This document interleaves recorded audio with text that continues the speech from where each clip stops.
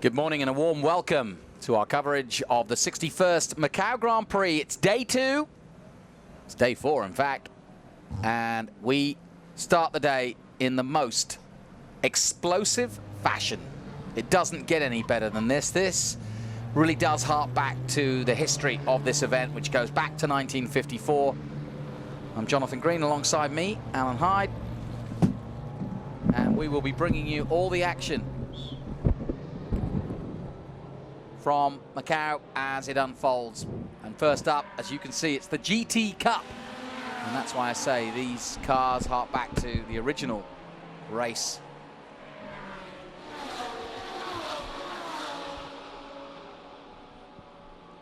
Cars just coming out of Parc Fermé and the paddock and getting ready to line up on the grid. It's a massive field this year, and without doubt this event has truly stepped up.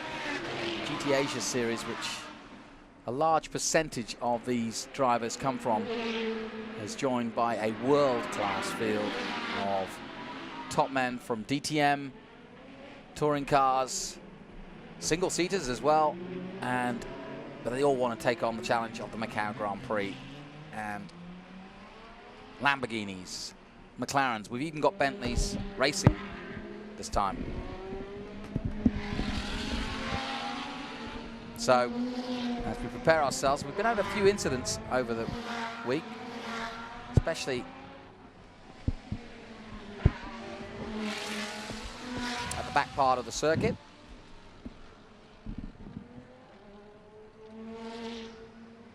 And in a moment, they'll be on the grid and getting ready to go racing.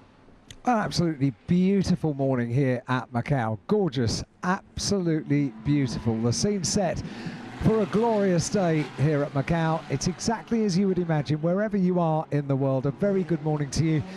Without wishing to make you feel too envious, we've got the GT Cup about to start, the Macau GT Cup. Of course, we've got the final 2 rounds of the FIA World Touring Car Championship here at Macau. And then we have the Macau Grand Prix, the Formula 3 Intercontinental Cup here at Macau. We'll bring you all the action. And without wishing to make you too envious, on top of all of that, we have sunshine. It's a glorious day.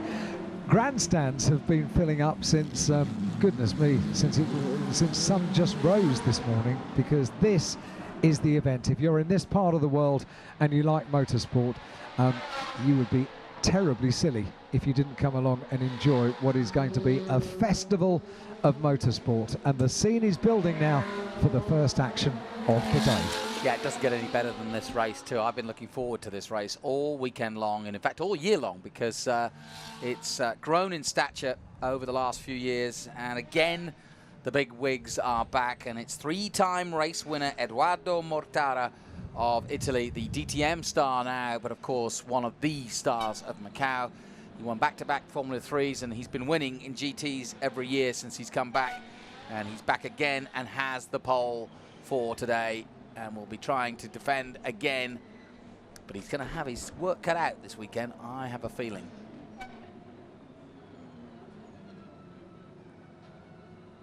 He's out of the car. I can just see him down from our commentary position.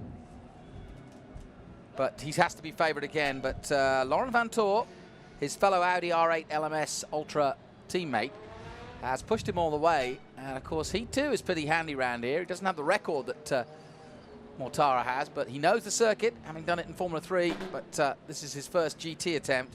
And then you have the likes of Earl Bamber, who won here last year in a Porsche, and he's back with that Porsche as the current Super Cup champion.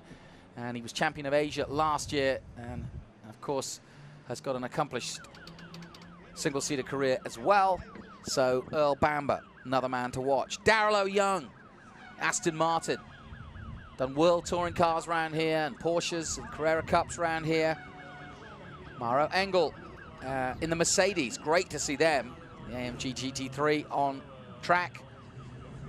And Renger van der Zand of the Netherlands, also in a Mercedes. And the last of the Mercedes, or the third Mercedes driver in the top team, is Takeshi Toshira, who is a big GT Japan driver, and delighted to have him on board. And it's great to now that this Southeast Asian motor racing scene is now chipping in to the Japanese scene. And it just shows you, there's Earl Bamber for LKM. What you want to hear. I don't think there's any more colourful grid than Macau. It's yeah, it's quite an event in itself, isn't it? The run up to the races. Yeah. I mean, it's a huge grid of cars for the Macau GT Cup, and also all of the glamour that surrounds the Yokohama flags are making their way out onto the circuit. They're not making their way out on their own. They've got guards, if you like, and very attractive guards they are as well. The whole scene laid out in front of us here at Macau. It's incredibly colourful and full of anticipation, isn't it, for the first race of the day, because this is race day. This is what we've been building to now, not just for the 3 days of action that we've had on track so far, but from the final checkered flag of last year, because this event takes a whole year to plan. And as soon as this event is complete at the end of today, we'll be looking forward to next year. Yeah, no doubt about it. Just looked down there and I saw Darrell O'Young, and sporting a mustache, as is Movember. So is that what he's for? I'm presuming so, because he unless he's trying to be Graham Hill. No, I think it's a Movember mustache. Yeah, of course. I've never seen him with one, I hadn't thought of that. I can only presume. Very good. I was advised to grow one. I just can't bring myself to. I say advised, but I was told to get into the spirit of it. That was all started by a couple of guys in Australia. Really? A little conversation in a pub. Yeah, all those years ago. Augusto Farfus is here. There he is, the Brazilian. Runner-up in DTM in 2013. Didn't have such an easy year this year, but incredibly quick and adapted to DTM racing. He's always smiling. Quite a quick round here, that's for sure. He's been a winner in World Touring cars here. Yep. Kitasawa, he's been a winner here, and he's muscled that Lamborghini around the Gallardo GT3 FL, and I love watching this man race. He's one of Japan's finest exports, and he's been part of the GT Asia Championship this year. And he is a fantastic peddler. Marco Whitman, the current DTM champion, and of course raced here many times in Formula 3, but it's pretty impressive, the field, isn't it? It's incredibly impressive. Marco Whitman, who has just had a Champions Edition M4 Coupe styled to commemorate his championship winning Now look year. at that, Darth Vader. Andre Couto, of course, the local hero. Not bad, couple of guys in your corner. Well, the force may well be with him today. And then the Bentleys have arrived. And Jean Venet, another former single-seater guy from France, but now taking to sports cars and Bentley. And yeah, I'm looking forward to seeing him in action.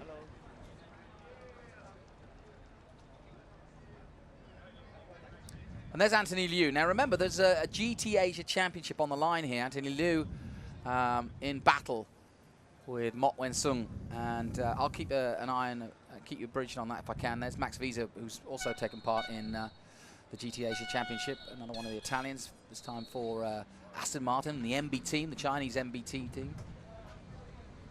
And there is Mok, two-time GT Asia champion from Singapore, and another stalwart of this event and of Asian racing. Fantastic driver. And just heading out. I don't know where he's heading.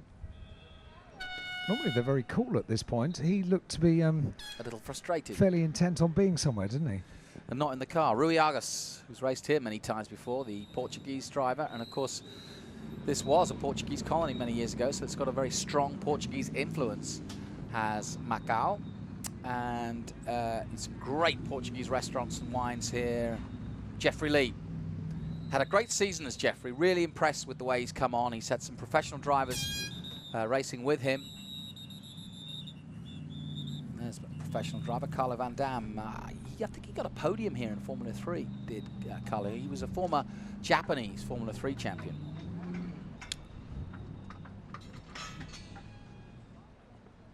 Frank Yu, what a great season he's had. He had a bit of a spill and hit the barrier at Fisherman's, I believe, earlier in the weekend. But Frank Yu in the Aston Martin, phenomenal season.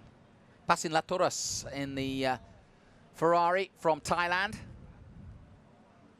And that Ferrari 458, as it has proved around the world, is an absolute missile. Bit disappointed with the Gulf boys from Noble. Richard Mines and Danny Watts, they've not qualified as well. And the turbos seemingly not liking the humidity. Certainly that was the case at Sepang. It's not too humid today, but it can be. And I think that does hamper them somewhat. Same with the GT Fords as well. Philip Ma, he's another man from Hong Kong who's been coming here many a year, racing for Audi. He had a spill earlier in the weekend and hit the barriers at the top of Moorish Hill. Francis Xiao, also of Hong Kong, and his brother race and have raced in Asia for quite some time, to much success. And one of my favourites, Dilanta Malagamua from Sri Lanka. Sri Lanka's #1, as I like to call him. And he has flown the flag for Sri Lanka in that Lamborghini for many a year. He also had Aoki in his team this year in the GTM class, the former motorcycle star, who actually races a bit like Zanardi in a wheelchair, or from the wheelchair, and then gets in the car and has a special setup. And he won races. Absolutely incredible. That's impressive. Jackie Young, who is racing in the GTM Championship. There's also a battle on there. I'll keep you up to date when I can on that. But Jackie has had a very good season. He's been very smart as Jackie. He's picked up some really good professional drivers along the way during the season, and has been battling for honours against Fordback and several others, Aoki being in that classification as well.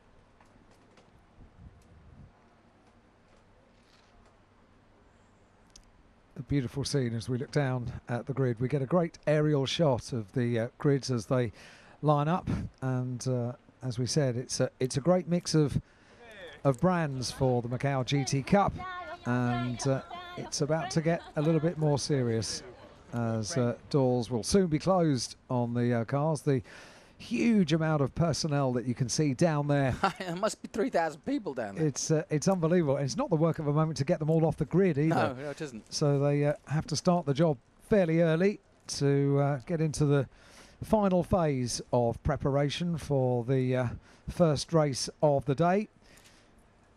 Not by a long way the first race of the weekend. We had a day packed with racing yesterday, local championships, giving quite an international local flavour as well. And today it's all about racing. This was the only qualifying session that we had yesterday, the second qualifying session for the Macau GT Cup. The Bentley safety car sits there at the front of the field. Now the actual racing Bentley isn't allowed to draft the safety car so that they get an advantage, is he? Working together. Yeah. Yeah. And that final moment when word is given for the huge amount of people that you can see down there on the grid. Once word is given that grid needs to be cleared, then that operation will be done as swiftly as possible, aided and assisted by the many marshals that are here at the Macau Grand Prix. Renger van der Zand says, I'm going one way. Watch me. Just to give you an idea of the GT Asia Championship that, like I said, many of these guys, as we watch Mortara get in the car, have been part of. They started in Korea, went to Autopolis, Fuji, Sepang, Shanghai, and now here at the Gear Circuit. What a guy. What a story this man has, and what a love affair he's got with this event. He's just gone from success to success, but everybody's gunning for him, including this man. And so I've got a feeling that Mortara's reign, even though he will try, I think a lot of people are going to try and wipe that smile off his face, because he is a chirpy chappy, but he deserves it too. Hasn't had the best of seasons, actually, in DTM. So this is his last hurrah of the year, and you just know that he wants this badly. Personnel funneling through the gaps in the Armco to get tire trolleys, and personnel and team personnel not directly affected with the starting of the car. So they start to make their way off the grid, which means we're into the final countdown to get race number 1 of the day underway. I thought you were going to burst into song then. It's tempting. I can hear it in my head. I shall. Please refrain. I will refrain. Fear not. So the grid clears, and we've got a cracking race on our hands for sure. This is going to be 12 laps, we hope. But with Macau, you just don't know. It's very tough. Such a narrow circuit, and these are big, big, wide cars. You mentioned just briefly about the United Autosports cars not going as well as we would expect. And I've just reminded myself of the podium from last year. Danny Watts got himself onto the second step of the podium, and Richard Mines finished up in 6th place last year.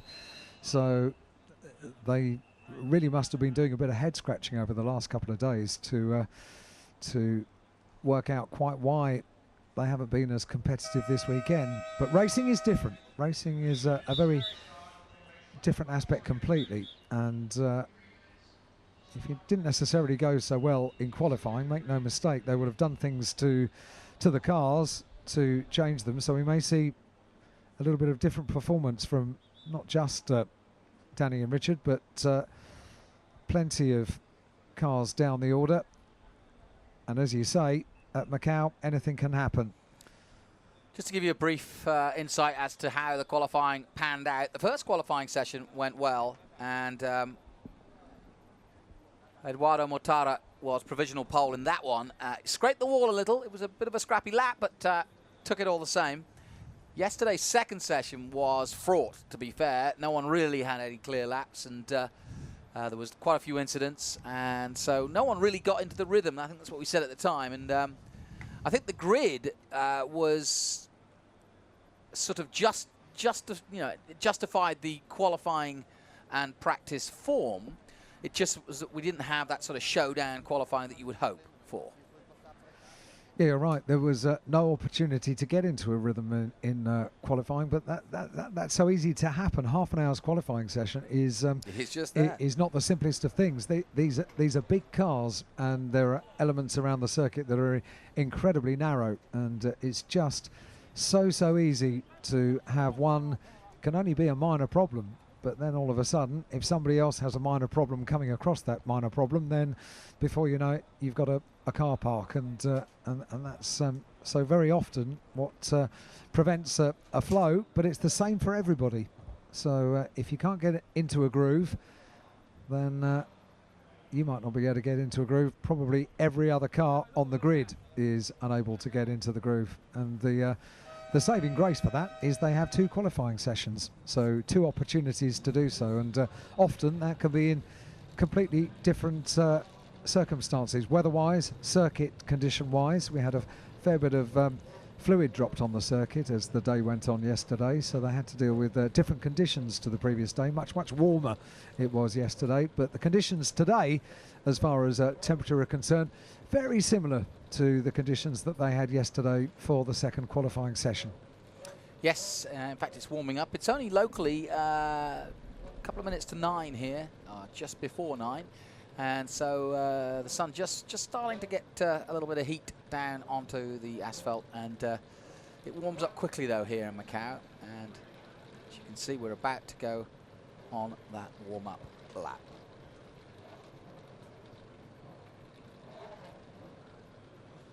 It's going to be interesting to see how they play this. Of course, Macau, if you don't know the track, has this long run to a very tight, what's called Lisboa corner.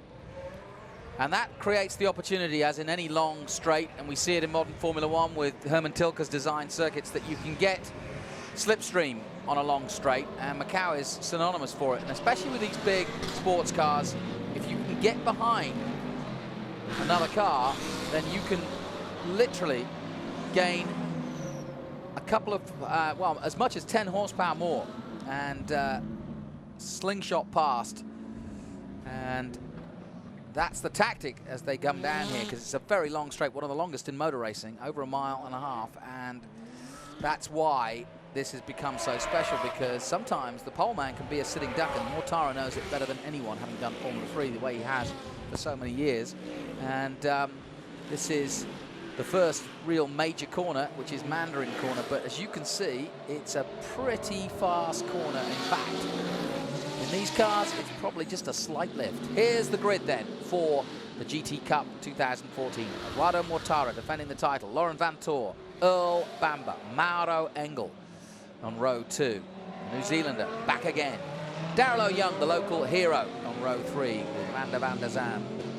Toshia Takeshi and Augusto Farfus on row 4. BMW back here again. Chia Katsumasa and Marco Whitman, the DTM champion. Adelaide Bong, another local hero from Hong Kong, on row 6. Jean-Carl Vernet in the Bentley. Kitasawa of Japan, Massimiliano Visa from Italy.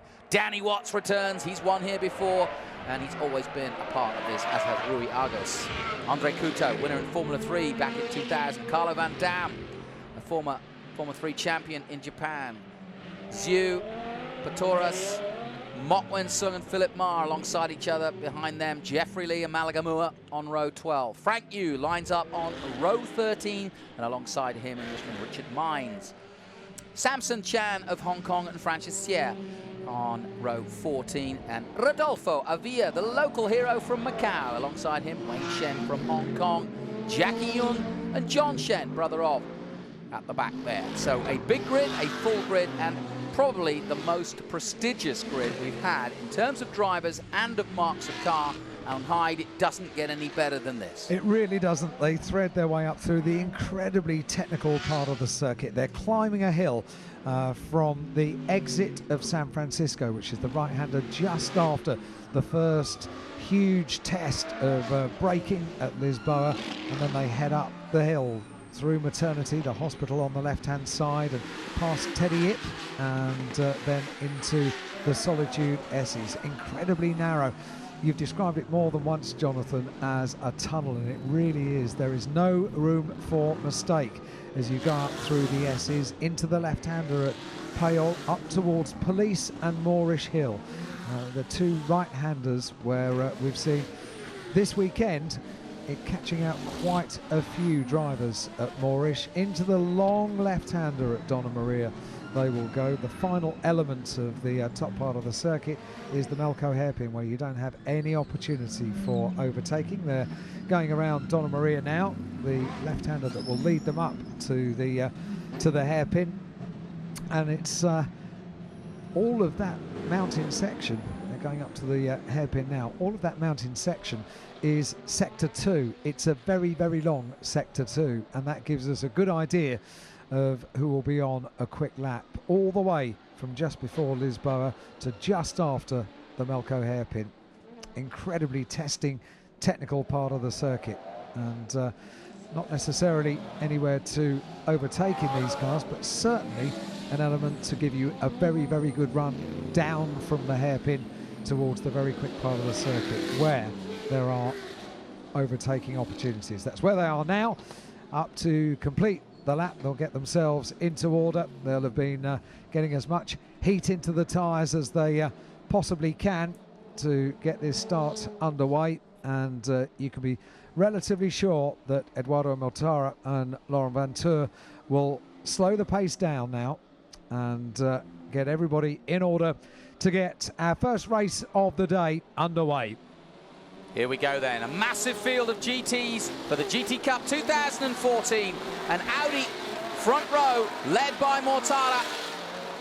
Here we go, away we go, and already Earl Bamber wants a piece of the action as he tries to go to the outside, then to the inside, then gets squeezed out. And the Mercedes have come from nowhere. They've beaten both the Audis to the first corner, and as they head down to Mandarin, what a start by the AMG Mercedes, and they have been duffed up severely. Maro Engel got a brilliant start, absolutely read it perfectly, pulled out to the right-hand side of the track to go across the line, already had the run on the Audi. Maro Engel, very, very good start from the inside of row 2. Brilliantly down to the Lisboa corner, everybody safely through the first couple of corners, and that's not easy at Macau for sure. Are they all going to get through Lisboa? Oh, slight trouble with the Lamborghini there for a moment, but away we go. And I would have thought Mortara and Vantora wondering just what happened. Yeah, that was a very, very good start by both of the Mercedes. They really did have it properly worked out. It was a situation that they'd clearly planned. He knew exactly where he wanted to put the car. He did it from the moment that the race got underway, and he had the advantage by the time they got down towards Lisboa by quite a substantial amount. And it also looks like it was a team plan, because his teammate went right with him. He knew exactly where he was on the track. Earl Bamber was the spoiler, if you like. He got a flying start, tried to get up the outside as they went across the line, failed to do so, then jigged back onto the inside, almost got sandwiched, almost got hit, but somehow he survived, and there he is in that Porsche Carrera.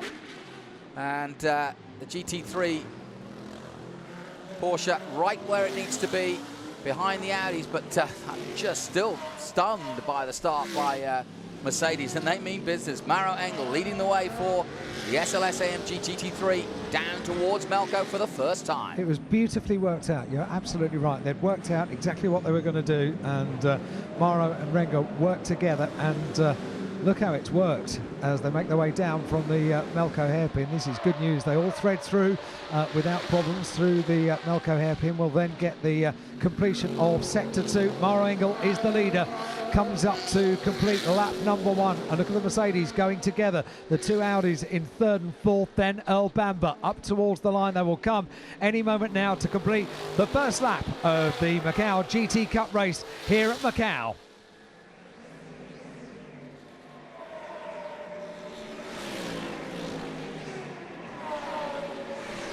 Just wanted to listen to that beautiful sound, and you are watching a host of the finest German manufactured cars. 2 Mercedes, 2 Audis, BMW, all in the mix, and Porsche right there as well. Yeah, you make a very good point. Farfus is completing the top 6, Augusto Farfus. So, yeah, all German manufacturers. Impressive dominance there, as we just have a little look there by Laurent Vantour at Eduardo Mortara, teammate just in front. A pair of Mercedes, a pair of Audis, a Porsche and a BMW, the top 6.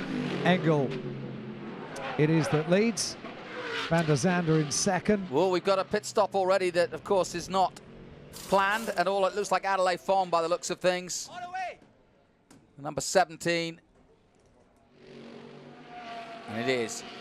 And it's going to make this remarkably tough now for the Audis, because they've really got a white Mercedes lockout here, and they can work together. We've seen their teammates do that before, both in touring cars and in GTs before, but not quite this kind of start. I didn't expect this, and they're now in a position to work together and defend the lead. If they're really smart and they want just to win the race, or it depends how the team orders are in terms of how AMG are approaching this. I've got a feeling, though, that Maro Engel is the man supposed to win this race, and as you can see, they're piling up behind him, and Maro's off to the races. As they go through Madonna Maria, there's an opportunity here for Van der Zande to really help him here, and as you can see, the Audis really trying desperately to get on level terms, if not get past, but that's going to be tough. He's going to make himself very wide indeed. Laurent Vantour got a little bit of a wiggle coming out of the Melco hairpin then, and it's same situation with the 2 Mercedes, with Maro Engel leading, Renger van der Zande in 2nd.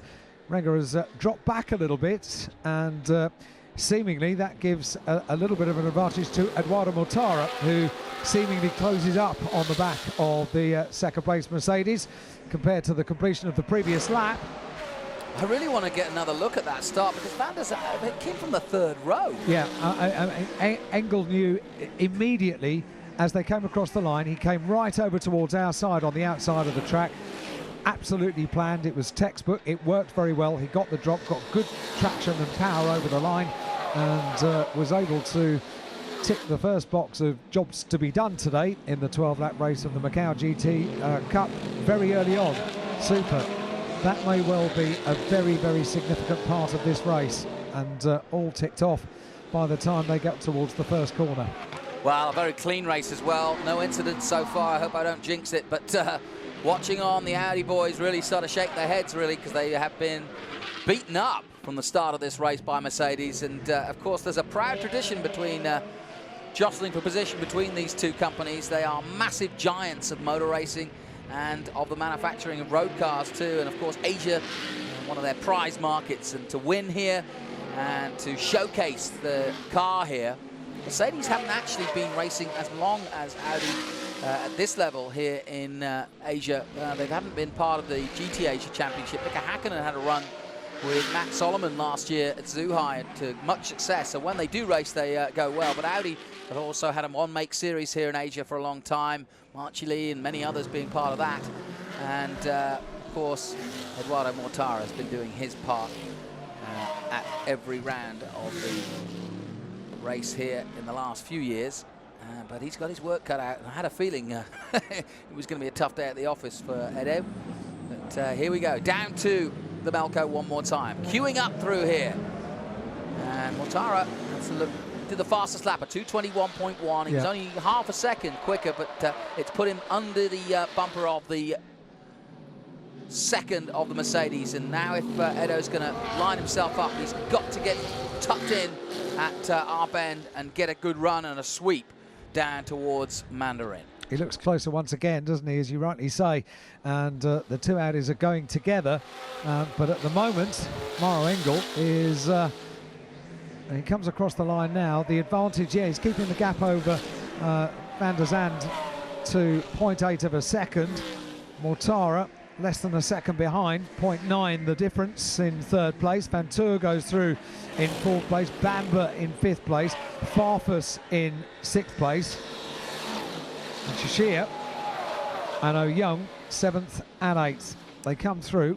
What of the DTM champion down there in 10th, Marco Wittmann? Yeah, Vantour, fastest lap, 2:20.9, and he's still 2.2 seconds, and there's a massive gap after the top six behind them.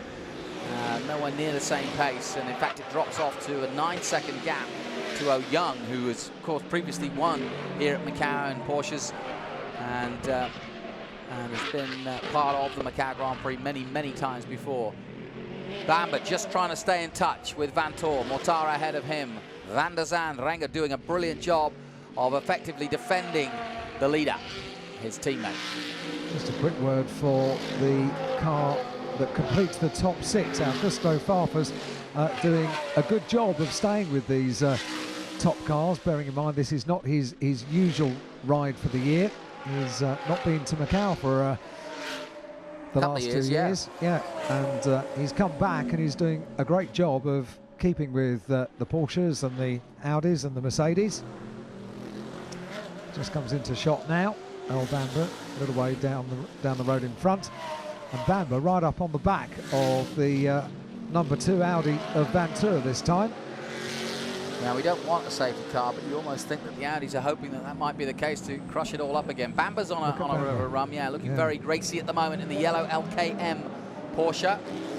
LKM, a big sponsor here in the region from Hong Kong, and have been for many years. Came in with Darryl O'Young a few years ago, I remember, and they've been part of the Asian scene for a long time. This is looking like a slightly more challenging moment there, because Mortara, as he headed down towards the final couple of turns, looked very pacey indeed. Feeds in the power.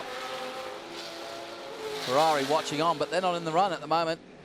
And it's a shame, really, because that 4.58 worldwide has been fantastic. Engel crosses the line with a 2:20.8. He ups the battle again, and he's now pulling away. And if Mortara is going to do something, he needs to pull the pin now, because Engel is off. Mauro is definitely pushing hard and pushing on now, and the gap 1.2 seconds to his teammate, and it's 2 seconds to Mortara. So there's a lot of work to do, but Macau can be so changed so quickly, and Mortara knows that, and just needs a little chink, that's all. A mistake, straight to the wall, or even a safety car.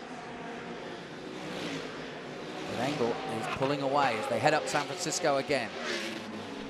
He was super here last year, didn't finish the race, sadly, only completed 8 laps, did Mauro Engel, but at the moment looking to be able to control this race. Popping in that fastest lap of the race on lap number 4 is also another significant part of this race in the first half, a 2:28.62. Front of the field, he's got clear track in front of him, and he needs to really build on this gap, this advantage that he's got over Laurent Vantour in the over Van der Zandt in second place, and seemingly Vantour and Mortara right up to now the rear. Mortara's looking for a way to...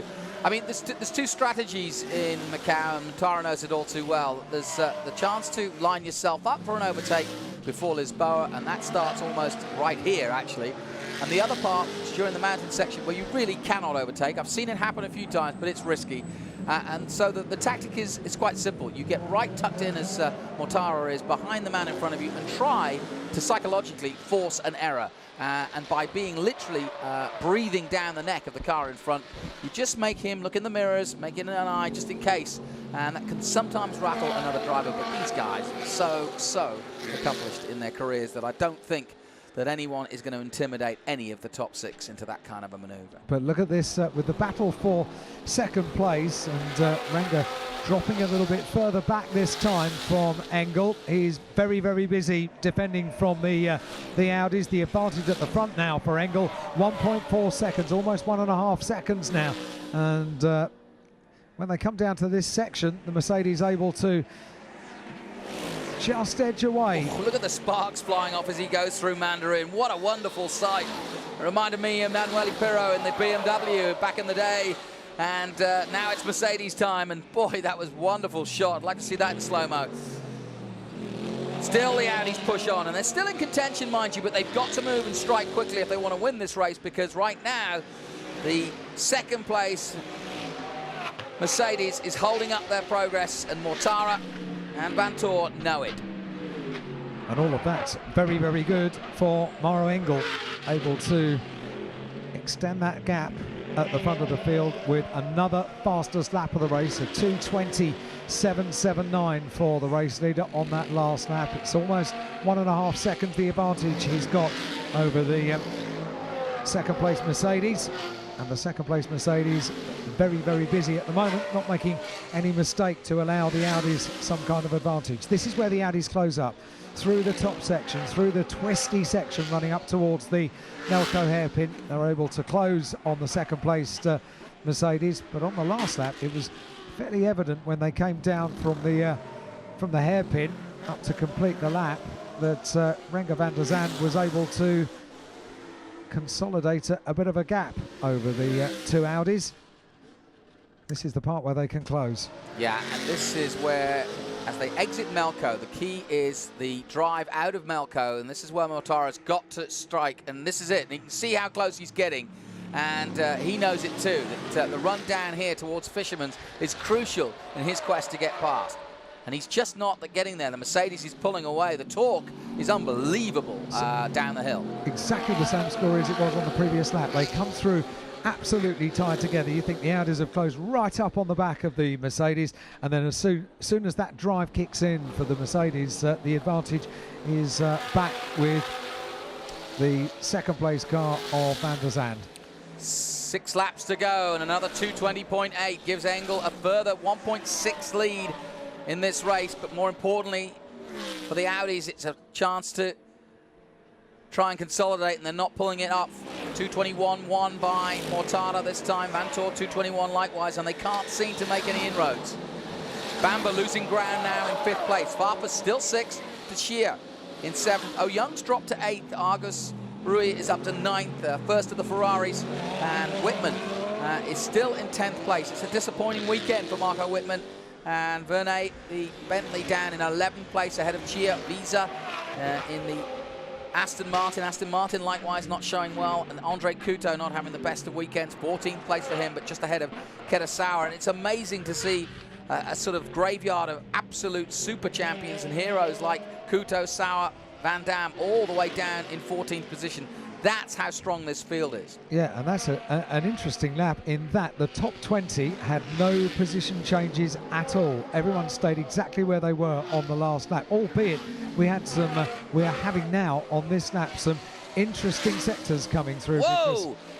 Just going past one of the slower cars, and that's a bit of traffic, and that's just opened things up. It was one of the Audis, one of the local Audis or the Asian Audis that was in the way, and the factory boys were all over it, and it's given a chance for Bamba to catch right back up again, and Bamba doesn't need a second invitation.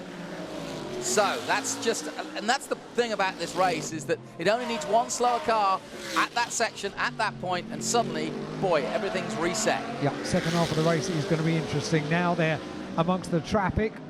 Now you watch Bamba now, I bet you this is a lap he'll go for it. Look at him, right there in the yellow Porsche. Now Farfus is caught up as well. Yeah, Farfus on the tail of Bamba as they make their way down towards the completion of 7 laps. It's a 12-lap race. Engel it is that leads. And in the battle for the GT Asia Championship, Anthony Liu, 18th place, is ahead of Mok Wen Sung, who's 2 places behind Danny Watts in 19th position. Here we go then. Who's going to get the draft? Let's see if Farfus can get behind Bamba. Let's see if Bamba's got some drive. Here we go. They cross the line again, first and second. Tighter than it was before, but I still don't think there's an overtake yet. Just not close enough. Not quite close enough. Look at the body language of the BMW just behind the yellow Porsche. Really beginning to push on now in the second half of the race, and I wonder how much slower traffic is going to come. Yep, the BMW having a look, goes alongside Bamba, and looking at the 2 Audis, that's in 3rd and 4th place, but what's going to happen at this battle for 5th place? It's Bamba's still Bamba. Wow, now that was late braking by Earl Bamba of New Zealand. He really did have to get his mettle right there, because he saw the threat. Farfus was there, and he's done it so many times before. Both of them have got such experience. Whoa, we've got all sorts of shenanigans now in the closing stages of this one. That was Darrell Young involved in that one. 2 cars, 3 cars involved and around him as they went through San Francisco. But that was a brave maneuver there by Farfus, and but more brave was Bamba's braking. Certainly, he's thrown a marker down, hasn't he, Farfus? Yeah. He's not happy with completing the top 6, which is pretty much where he's been all weekend, in free practice, in qualifying, and now in the race as well. And clearly, Augusto not happy to be in 6th place, wants to put the Porsche a place down. Let's see what he's going to do this time as we look at Eduardo Mortara in 3rd place and Laurent Vantour in 4th place. That's the 2nd place Mercedes of Renger van der Zand. And slower car as well. Again, 2 cars, 20 and 28. That's Rodolfo Avia and John Shen coming to a slow stop, but of course no overtaking there. But it wasn't an overtake attempt, it was just that they were slower. And also involved, as we saw Young going through San Francisco, it was Rui Argus that was challenging him, and he did get past. So the Ferrari up to 8th position now. Portuguese driver getting past the Hong Kong driver, Darrell Young. And now we see the top 4 all in the same frame. They watch on from pit lane with interest and bated breath as well as the race leader. And interestingly enough, Renger van der Zand has just put the fastest lap of the race at 2:20.4. Meanwhile, Engel has just dropped off a little, 2:21.9. And again, Mortara and Vantor can't seem to react. They're not going any quicker. 2:21, 2:22 from Vantor. Bamba, even slower actually last lap, 2:26. So Bamba's lost out. Yeah, for Engel, I think it was picking his way through traffic, and that's going to be the story for the remainder of this race. We have completed now 8 laps on lap number 9. And here's that battle just behind and one of the BMWs, and that's Marco Whitman all over O'Young. And Whitman looking to try and get past Daryl O'Young as they head down towards Lisboa. Finally getting to see Marco in action against Daryl O'Young. Yeah, Marco Whitman to claim the title in DTM before the final couple of meetings of the year was incredibly impressive. Only his 2nd year in DTM. He's certainly going to be a driver that we're going to hear about for a very long time, Marco Whitman. And a very cool customer he is as well. Well, he's not going to be happy with 10th. I said that Farfus has been 6th pretty much the whole weekend. Whitman has been 10th. Now, this is the race to win and lose, because now they're starting to come up on the back markers. That's number 16. That's Wayne Shen. And lights going on with the leaders, because it's crucial now in these closing stages that they don't get stuck behind traffic. Clear track ahead as they head down the hill one more time. Bamba's disappeared completely. Very busy with the attentions of Farfus from behind, I've got a feeling, and it was less than half a second at the conclusion of the last lap. What's that battle going to do for 5th and 6th places between Bamba and Farfus, Porsche and BMW at the front? It's Mercedes and Audi, you see them all. And up towards the completion of 9 laps now comes the race leader. Across the line goes Engel. Van der Zand 1.1 seconds behind. Mortara, Vantour are all through.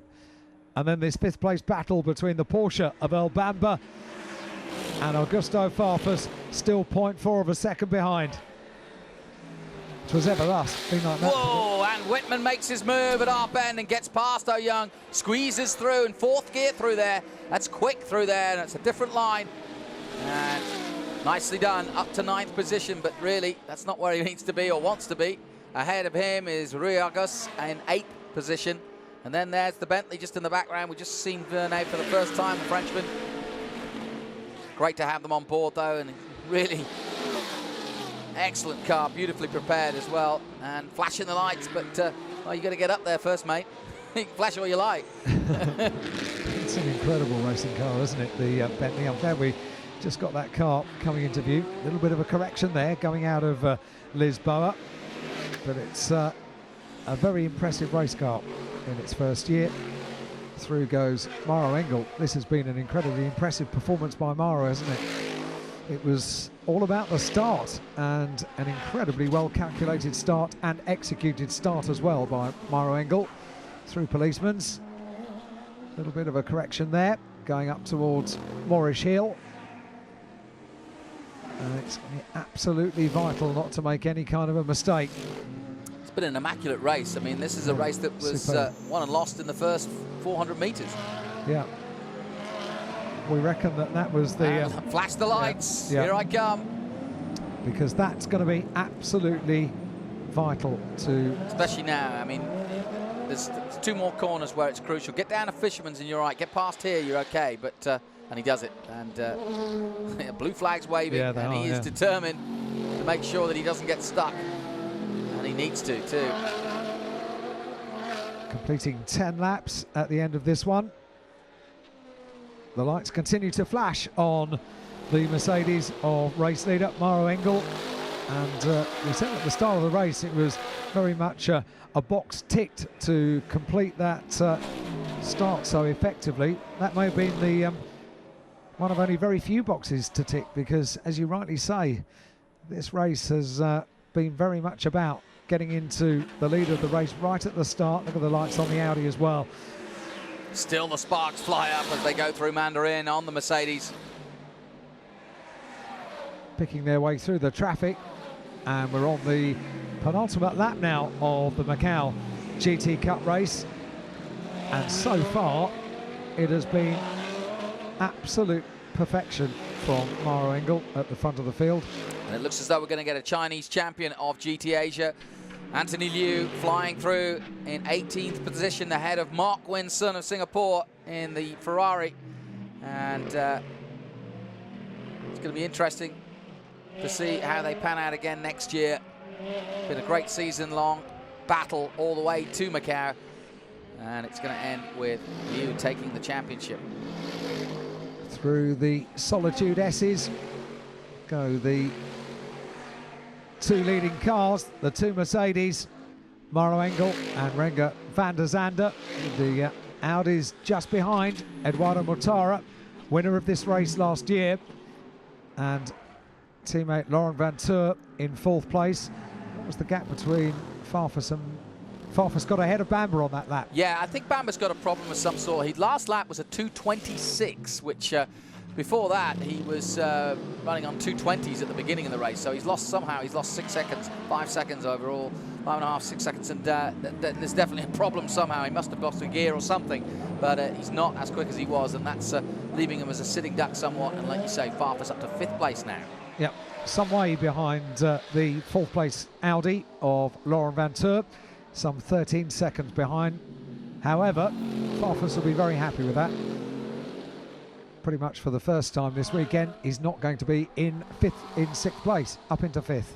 Good news. Looking at the leader, Maro Engel. Wow, this is almost an exhibition race for Mercedes. Was it Michael Jackson that said AMG, it's easy as 1, 2, 3? Well, it's 1, 2, and 7th at the moment. Engel heading down towards, and look at this, he's already coming up on one of the McLarens. A beautiful exhibition of precise, fast, and execution like no other. Brilliant stuff by the Mercedes team. And to think that they're lapping the likes of Richard Mines is pretty incredible when you think about it.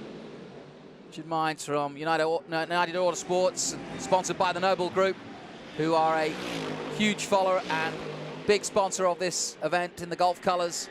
And look, just drifts by as though he was standing still. And I think he obviously let them through, but yeah, it's pretty much a masterful display. More action going on. The Nissan's still involved, trying to get on level turn to the Bentley. That's been a big battle. Oh, and that's 72.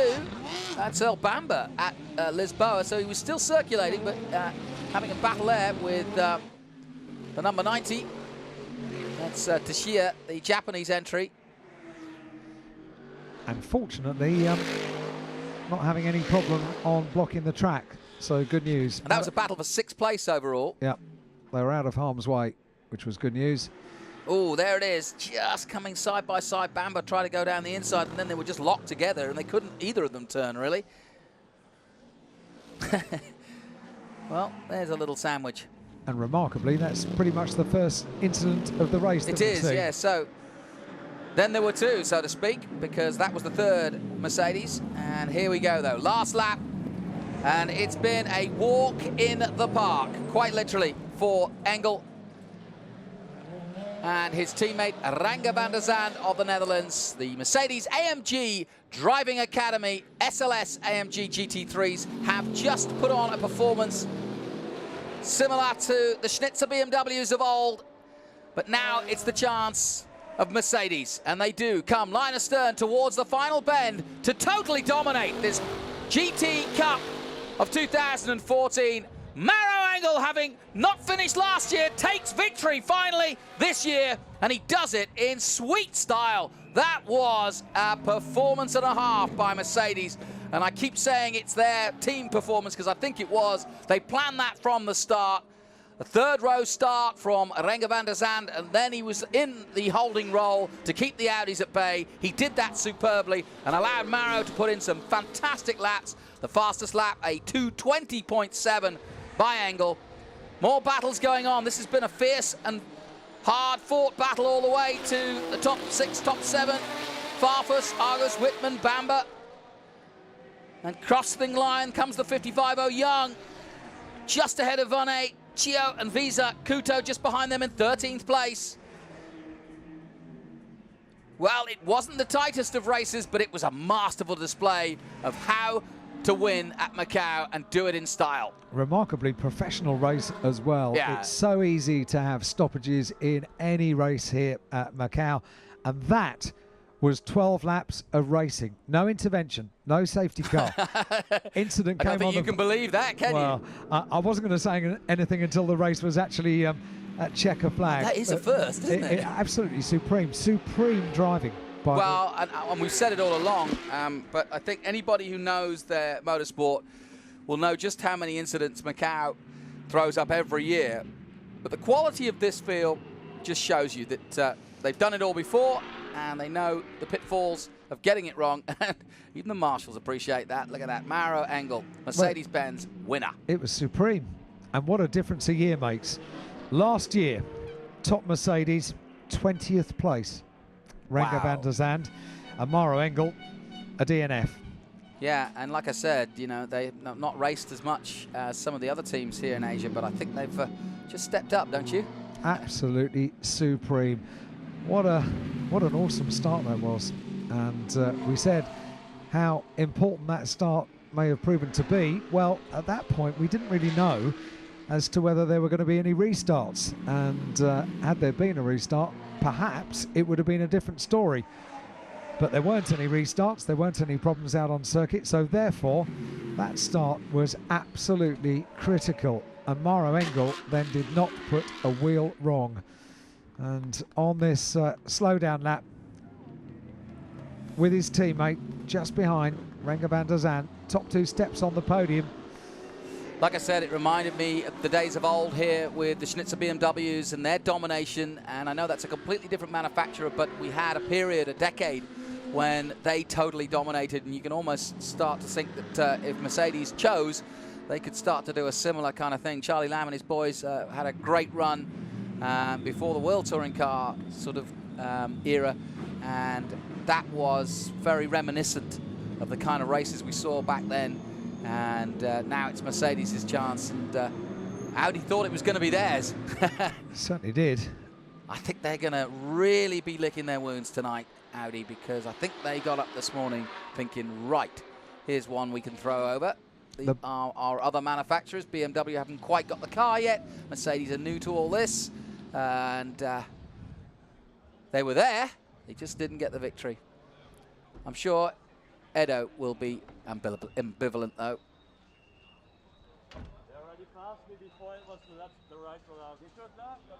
Quick chat.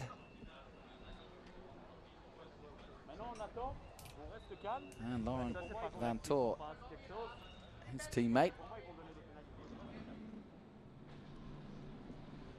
Just having a quick chat. I don't know if you can hear anything there, but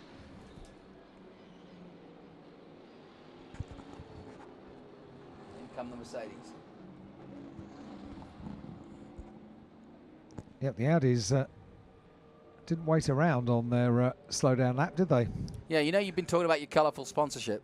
Yes. When you're Mercedes, you just need to put AMG on it, that's it. It does rather speak for itself, doesn't it? Terribly impressive as well when the doors come up on those cars and the AMG logo lifted high into the sky. Well, it says AMG driving performance, and I think it just lived up to its name. That was a driving performance of perfection, that by Mauro Engel. No doubt about that. I tell you what, if Mercedes don't milk this, they're fools, and I'm sure they will. And I mean in the press and the PR, and taking it back to Europe as a very, very solid victory. And that's what Macau means now. I mean, come here, all the big marques want to be involved, and a victory here at the most daunting and challenging circuit, and tough circumstances. Job done. And done in fine style as well.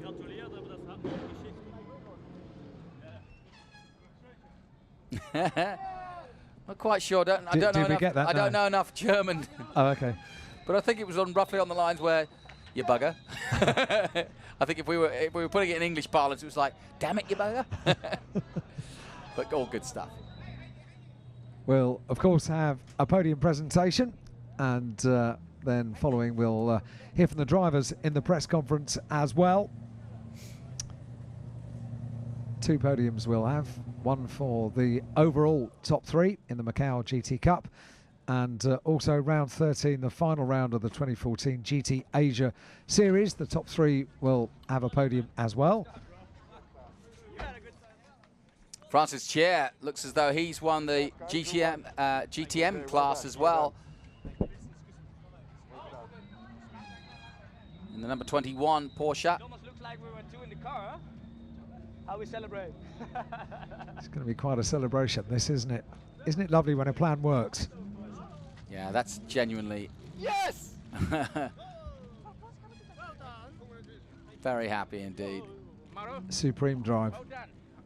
Supreme start, beautifully calculated, perfectly executed. Very happy for Francis as well. Like I said, he's been around for a while.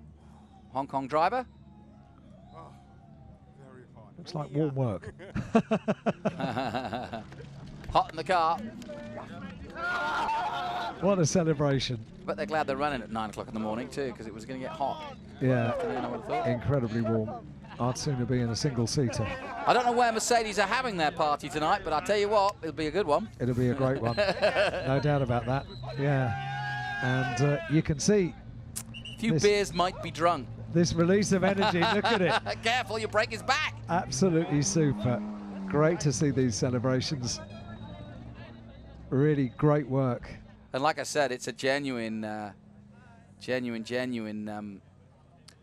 surprise, but a big rivalry between them, as you can imagine. Audi versus Mercedes doesn't get any bigger, does The competition between those German manufacturers is very intense. Mercedes, Audi, BMW, all competing in DTM, and you really cannot underestimate how huge that competition is.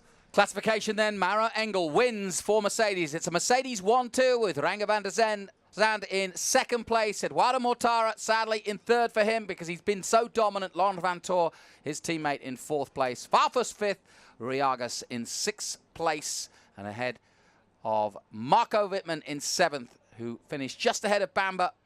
Benno Young in ninth, Verne in 10th position, Chio just behind him, and then Visa, Kuto, Shia, Sauer.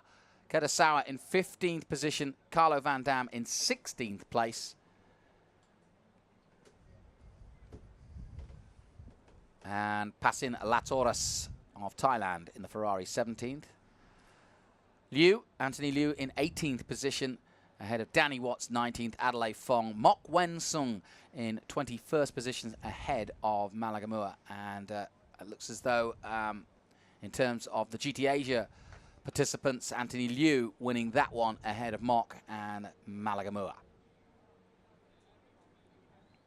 Francis Xie in 27th position, just ahead of Wayne Shen. Frank Yu finished 26th. He'll be disappointed with that. Well, Frank, he's had a brilliant season, and that's not the way he wanted to end it. But hey, that's how it goes. That's racing. Beautiful sights and sounds of Macau, the gambling capital of the world now. But I have to say, they definitely came, put their money down on one number, and that was number 1 and number 2, and they won big, did Mercedes. There's going to be quite a celebration for this podium. Smiles all around, and quite rightly. There's a lucky fluffy thing. Not quite sure what it is, though. A lucky fluffy thing? Yeah, it's a fluffy thing. Yeah, but I'm not sure what it is. Mascot, perhaps? Oh, that's a good word. Yeah. but I like your vernacular. It's all right. Don't worry, Alan. You're in good hands here. How many days have you been here now? Quite a few. in this small, confined area? Quite a few. Good crowd. I'm very impressed with the crowd this year. Macau is back. The buzz is back in many ways because so often the Hong Kong fans, you know, they don't, if they've got somebody to cheer like Darrell Young, you know, the crowd sort of come, and now we've got so many Asian stars, and the ferries were packed, and the crowds have been packed here since Thursday. It's amazing. Yeah. It really is incredible. From early in the morning, you get into your seats, well covered up, everybody. They realised it was going to be a hot and sunny day, so headscarves and umbrellas were out early on this morning as soon as the sunshine came out. And look at them, looking forward to loads more action here at Macau. The final 2 rounds of the FIA World Touring Car Championship. As if that wasn't enough, we're just now going to turn to a World Championship, just for fun. It's gift after gift. I know. On race I day. mean, you know, when you actually look at the power punch of this day of racing, it's pretty impressive. It really is. 2 World Championship races, a fantastic GT race, and of course, the creme de la creme of Formula 3 in the quasi-international FIA Intercontinental Cup for F3. And the eyes of the motorsport world can be even more on Macau than for the last 2 years, because we don't have the same weekend Austin Grand Prix. Yeah. So this is the big one of this weekend for the whole world. I know, sandwiched nicely. Abu Dhabi coming up, and of course WEC in Bahrain. But I think Macau's just stolen the show, as always. Good. Quite right too. I implore anybody that has not been out, if you're a motor racing fan and you've not been to the Macau Grand Prix, come over, and it will be the first of many visits. Yeah, and as it enters its 7th decade, you'd think they've got something right, wouldn't you? It's like, how are we doing? Pretty good, I think. You've just entered your 7th decade. Ian Titchmarsh, who's also probably entering his 7th decade of coming in. Only kidding. But he has been a stalwart and a very popular figure here. And he loves this event just like everybody else. He really does. Eduardo Mortara, Mr. Macau's crown has fallen, but it doesn't matter. He's still Mr. Macau in my eyes, and I think in many others too. But today, it's AMG's time, without a doubt.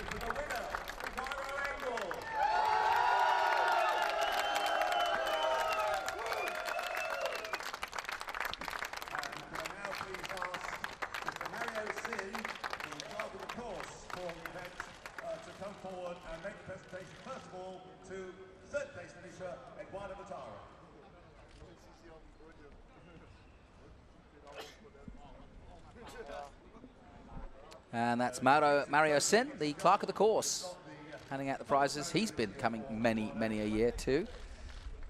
I'm delighted to be part of the proceedings.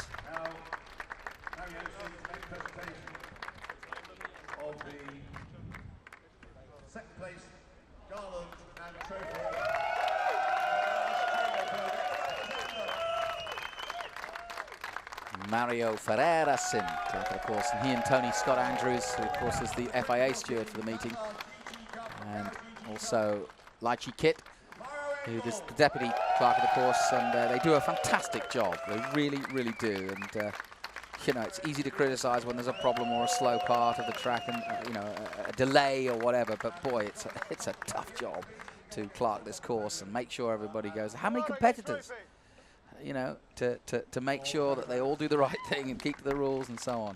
Brilliant stuff. What a great way to start the day as well. These huge cheers in front of the podium. It's proper emotion from the team down there underneath the podium. What a celebration it is for AMG and Mercedes and Mara Engel, Renger van der Zande. Girls, get out of the way, quick. You don't want to get away in that with those three. Great moment, great pictures, and a great sight. The 61st Macau Grand Prix, and the 7th year on running for the GTs here.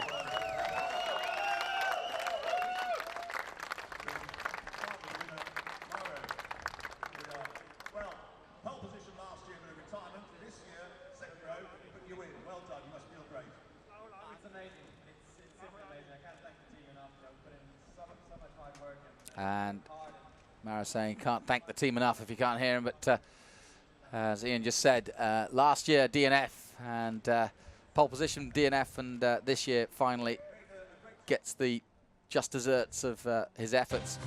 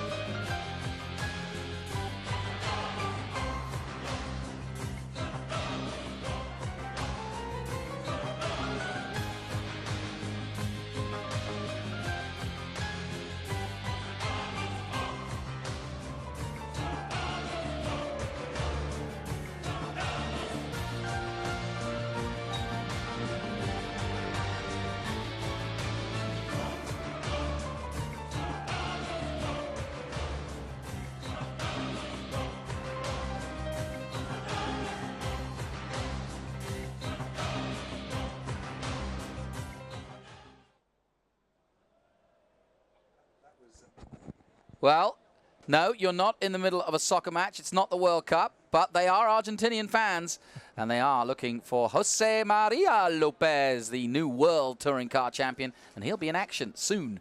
And they've come a long way to see him in full fettle.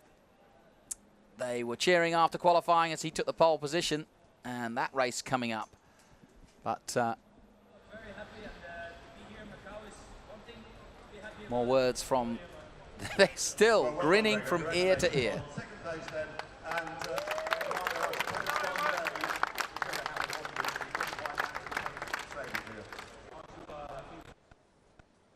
And when you think about it, as Edo gets interviewed, it just puts me in mind of what kind of a season Mercedes have had worldwide.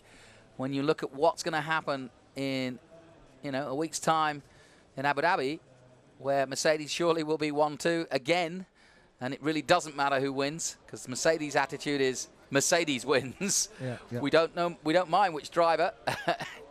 Doesn't matter whether it's Lewis or Rosberg. It's all about Mercedes. I rather like that way of going about things as well. It's but what a year, huh? It's given us such a treat, hasn't it? A real treat of racing. And yeah, they're racing for the brand, they're racing for the manufacturer, and you can see Eduardo is disappointed. The question that I think surprised more than anything else. And Ian just asked him, I suppose this was eventually going to happen. Yeah. Well, yeah. And, I suppose inevitably these things do. Putting on a brave smile, isn't he? Well, I've invited him over to do some commentary for Formula 3, so hopefully we can cheer him up. I think we probably will. I can't see you on do the Michael Jackson gag again. No. It's worth airing again. No, I don't think so. We have another podium. Press conference. We've got the Asia GT Series podium. Now, I want to do the GT Asia Series podium as well. Been a long, hard season which began in Korea. And they too were in their own little battle, their own little war. But of course it was somewhat quieter or further down the grid. We didn't see a lot of it, but the race was all at the front. And there is Delantha Malagamua of Sri Lanka from Delango Racing. There it is, in third place overall in GT Asia. That's a good result for him. He's not had the best of seasons as Delantha, but he's a former GT champion.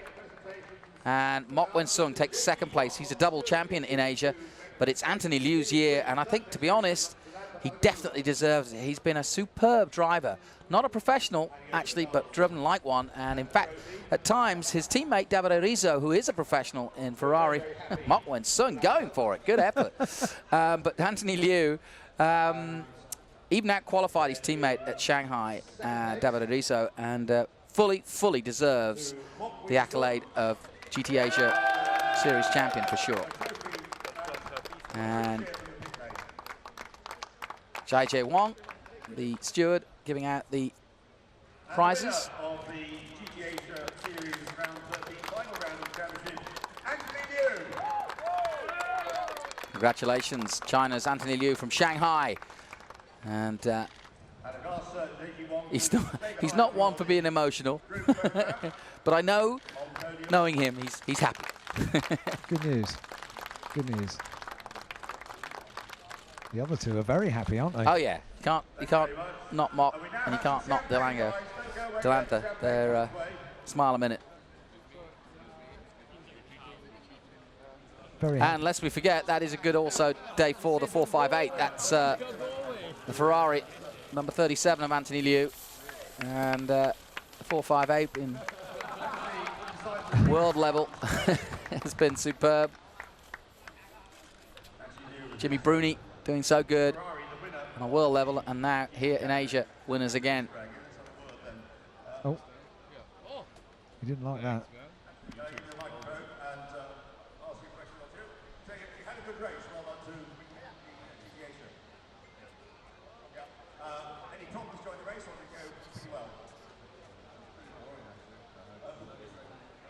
It's about a few words, Anthony Liu. Is he? Considered words as well. But yeah, so good luck, Ian. But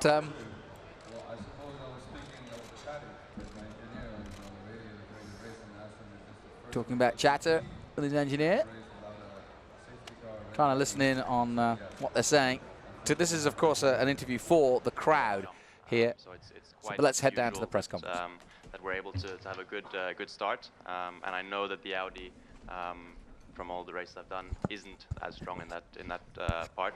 So I was hoping to maybe get one of them, or at least maybe get the Porsche, but I didn't expect, obviously, to be leading into turn one. I wasn't unhappy about it, obviously, but yeah, I don't know, it just worked out perfectly. Obviously, you know, the speed was exactly right. I was in first gear, and when I dropped the throttle, it just responded straight away. And I don't know, the rest, you know, I guess you saw. So it's really great, and obviously it was the key. And after that, it was just about managing the pace, controlling the pace, and making sure the tires don't go off too much. You know, well done to Yokohama as well. Yeah, just really happy. 好咁啊 ，John 就再次問阿晏高啦，話佢始終起步都起得非常之好，佢有咩感受啦？咁佢首先就話佢都知佢架車 SLS 係揸咗成年，都知佢係一個好強嘅戰車。咁佢就留意到咧，Audi 嘅車咧就始終起步又比較差啲，所以佢就集中精神就係要靠一個好嘅速度，同埋佢架車嘅反應就非常之好啦。佢就 keep 保留住一個咁嘅車速，咁佢就好開心。今次橫濱嗰啲車胎好幫到佢，因為完全冇爆到嘅。 Rengo, congratulations on second place. Can you talk us through the start from your perspective as well? Because obviously, you know, great getaway. Yeah, I have to say, Maro had a really good start. I followed him. There we were, 1-2. It was a surprise for me as well. I didn't think at all that we could go for a 1-2 after yesterday and the days before. I think our pace wasn't that great through the whole weekend. I think the Audis were quite a lot quicker, and also Maro has been a little quicker all weekend. But during the race, I couldn't control it and get the right pace. I mean, in Macau, it's all about staying out of the wall. So all weekend I stayed out of the wall, and we nailed it on Sunday. So I'm very happy.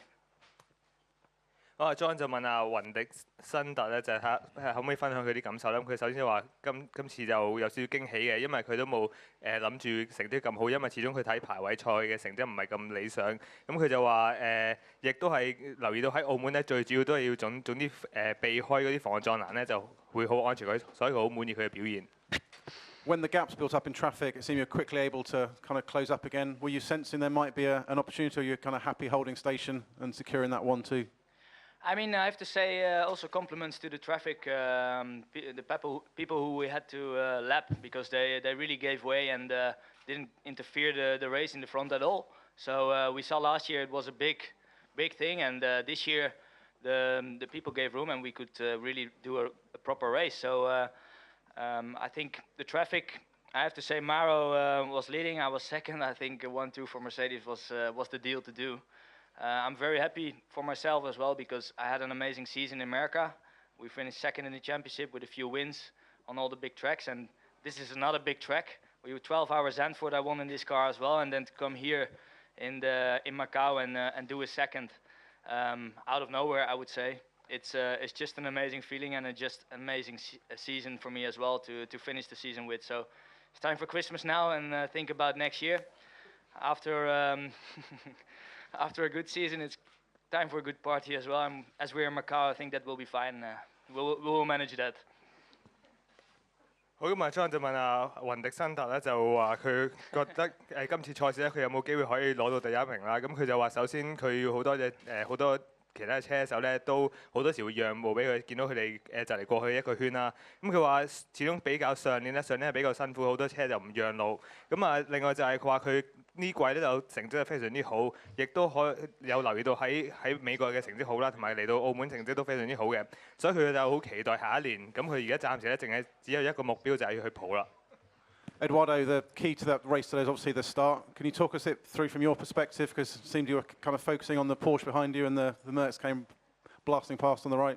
Well, to be honest with you, I focused on the lights when they went out, and I went on the gas when they went out. I guess I'll have to see the images, but I've got my doubts about the start. Anyway, we lost our first position there, and then from then on, we couldn't really match their pace. At the beginning, it was actually we were faster than them, and then for some reasons we had really a lot of degradation, and that was a little bit a pity. But I mean, like I said, after the start, of course, everything was more difficult.